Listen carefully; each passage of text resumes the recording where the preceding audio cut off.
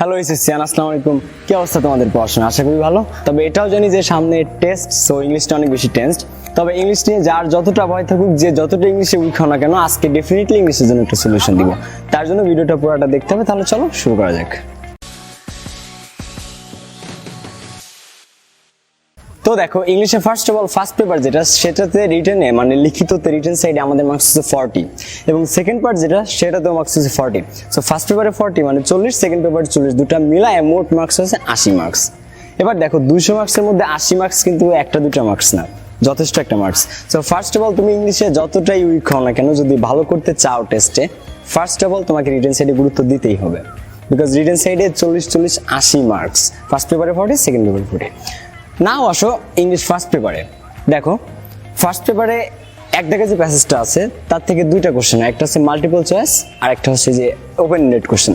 Multiple choice যেটাতে 5টায় 5 marks এবং 5টা কোশ্চেন যেটা ওপেন এন্ডেড 5টায় 10 মার্কস। তো ফার্স্ট পেপার থেকে, ফার্স্ট পেপারের ফার্স্ট প্যাসেজ থেকে আমাদের 15 মার্কস। এবার দেখো তুমি যতই উইক হও না কেন, ইংলিশে ফার্স্ট পেপার ওই ফার্স্ট প্যাসেজটা যদি কমন পড়ে, দেন 15 মধ্যে অ্যাটলিস্ট 10 পাওয়া যায়।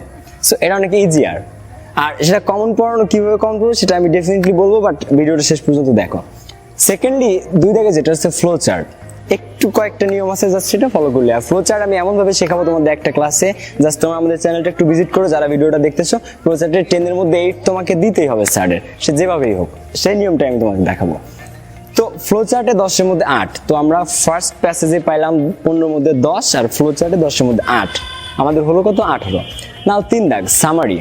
এটা অনেকের কাছে কঠিন, অনেকের কাছে সহজ, বাট এটাও কিছু নিয়ম দেখাবো, সেটা ফলো করো। 10 এর মধ্যে তুমি যতই উইক স্টুডেন্ট হও, যেভাবে লোকে অ্যাটলিস্ট 5 থেকে 6 তোমাকে দিতে হবে স্যারের। তো 18 সাথে যদি 5 মার্ক যুক্ত করা হয় তখন হচ্ছে 23।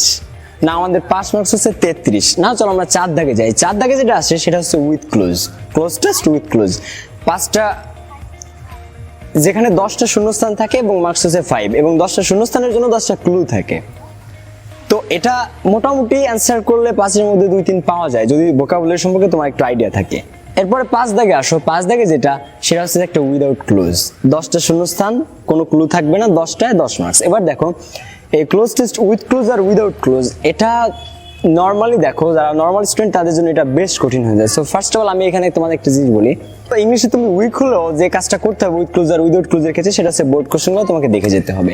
Because most of the time এই টপিকগুলোতে সারা বোর্ড কোশ্চেন রিপিট করে। সো ওটা যদি এসে যায় দেন গুড লাক, দেন তুমি অবশ্যই ভালো করবে যদি কমন পড়ে। আর কমন না পড়লে তোমার পাশে যে ফ্রেন্ডরা থাকে, যদি সুযোগ হয় তাদের কাছ থেকে হেল্প নিতে পারো। নেক্সট যেটা 6 দাগ, সেটা হচ্ছে একটা রিয়ারেঞ্জ।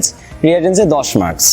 এবার দেখো রিয়ারেঞ্জ তুমি যদি বিগত বছরের বোর্ডগুলো পড়ো, দেন রিয়ারেঞ্জের জন্য যদি 7 থেকে 8টা বোর্ড তুমি পড়ো, অ্যাটলিস্ট যে 10 মার্ক তার মধ্যে তুমি 4 পাবা। আর একটা জিনিস তোমাদের বলে রাখি, রিয়ারেঞ্জে একটা ভুল গেলেই কিন্তু পুরো মার্কসটা কেটে যায় না, যে কয়টা ভুল যায় জাস্ট সেই মার্কস কটা কাটা হয়। সো এই জন্য তুমি রিয়ারেঞ্জ এটা ভেবো না যে তুমি 0 পাবা, ডেফিনেটলি তুমি 0 পাবা না, অবশ্যই ভালো করবা। আর এই টপিকগুলোতে ভালো করা হচ্ছে সবচাইতে ইজি। সো তুমি যদি ইংলিশ নিয়ে ভয় পাচ্ছ যে টেস্টে কি হবে কি করবো, ট্রাস্ট মি, ভয়ের কোনো কারণই নাই। তোমার ভাই আছে তোমাদের সাথে, অ্যান্ড অলওয়েজ ইংলিশ নিয়ে যে কোনো ধরনের সাপোর্ট তুমি ডেফিনেটলি পাবে। এবং এই যে টপিকগুলোর কথা আমি বললাম, এর প্রত্যেকটা টপিকের উপর তোমরা ইন ডিটেলস পাবে চ্যানেলে। সো স্টে কানেক্টেড এবং শেয়ার করো তোমার ফ্রেন্ডদের সাথে। নাও চলো আমরা ফার্স্ট পেপারের রিটেন সাইডে চলে যাই। তো যেটা বলতেছিলাম, ফার্স্ট পেপারের রিটেন সাইডে মার্কস হচ্ছে 40। তো এর মধ্যে 7 দাগে প্রথমে যেটা আছে সেটা হচ্ছে একটা প্যারাগ্রাফ, 2 শর্টসে লিখতে হয় এবং মার্কস হচ্ছে 10। তো এই প্যারাগ্রাফটা কমন পড়বে ইনশাল্লাহ আমাদের। আর এই প্যারাগ্রাফ সহ প্রত্যেকটা মেমোরাইজিং পার্ট মুখস্থ করার যে একটা ট্রিক, এটা সবার শেষে আমি বলবো। সো তোমরা ভিডিওটা শেষ পর্যন্ত দেখো। তো প্যারাগ্রাফটা ডেফিনেটলি আমাদের কমন পড়বে, এটা নিশ্চিত থাকবে, এবং সাজেশনটা আমি তোমাদের দিব, প্যারাগ্রাফের সাজেশনটা, যেটা এখন আমি তোমাদের দেইনি। তো 8 দাগে যেটা আছে সেটা হচ্ছে একটা স্টোরি রাইটিং, যেটা 2 থেকে 3 লাইন দেওয়া থাকে, সেটা তোমাকে একটা টাইটেল দিতে হয় আর টাইটেল দিয়ে বাকিটুকু কমপ্লিট করতে হয়। সো স্টোরি কমন পড়ে ইনশাল্লাহ, বরাবর এটা কমন পড়ে এবং তোমাদের কমন পড়বে। আর স্টোরিতে মার্কস হচ্ছে 7। নাও 9 দাগে যেটা আসে সেটা হচ্ছে একটা ইনফর্মাল লেটার অথবা ইমেইল। একটা ইনফর্মাল লেটার অথবা একটা ইমেইল, ইনফর্মাল লেটারও আসতে পারে অথবা ইমেইলও আসতে পারে, আমরা দুটাই শিখবো এবং এটাও খুব সহজ টপিক। সো এই ব্যাপারে ভয়ের কোনো কারণই নেই। সো আর তুমি ইমেইল যেভাবেই লেখো, জাস্ট নিয়মটা ঠিক থাকলে এবং ভিতরে কয়েকটা লাইন একটু ঠিক থাকলে 5 এর মধ্যে 3-4 এরকম পাবা।